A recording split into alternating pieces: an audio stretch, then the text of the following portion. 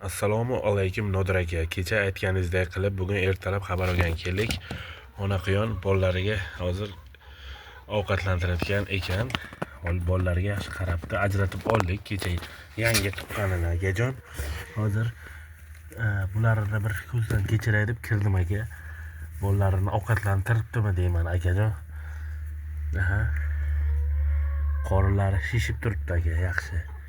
Ana ertalabdan qaradik, kecha boshqalarni ajratib oldik-ku. Kecha bir anaga birga tuqqan ekan yashikda boshqalari. O'shanga hozir yana boshqatdan qarab kelgani keldik. Bu ikkinchi ona qo'yonimiz. Bu kecha tuqqani. U bir kun avval oqi tuqqandi. Ikkovi eng qizig'i ikkovi birga tuqqandi-ku. Nodirbek aka, mana siz aytganingizdek boshqa oling, ajratib yangi tug'ilganlarni deganingizdek olgandim. Hozir bir qarab ko'ramiz aka, ertalabdan qanday emiribdimi yo'qmi bolalarini.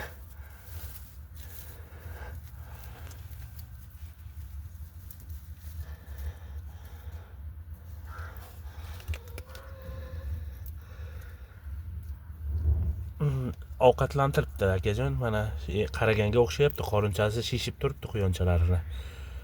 Begona qilmabdi. Boshqa bolasi almashib ketgan bo'lsa ham bilmadim-da, lekin shu bilganimcha oldik. Biz endi yangi boqyapmiz, boshlaganmiz, bolalarga qilib bergandik.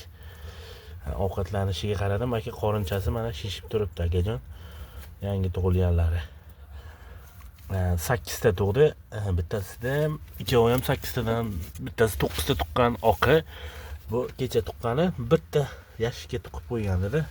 Yo'q, kecha almashtiring deganingizda kechasi maslahat olgandik sizdan. Maslahatlaringiz uchun rahmat aka, kattakon. Nima bo'lsa yana holi siz bilan xabarlashib telefonda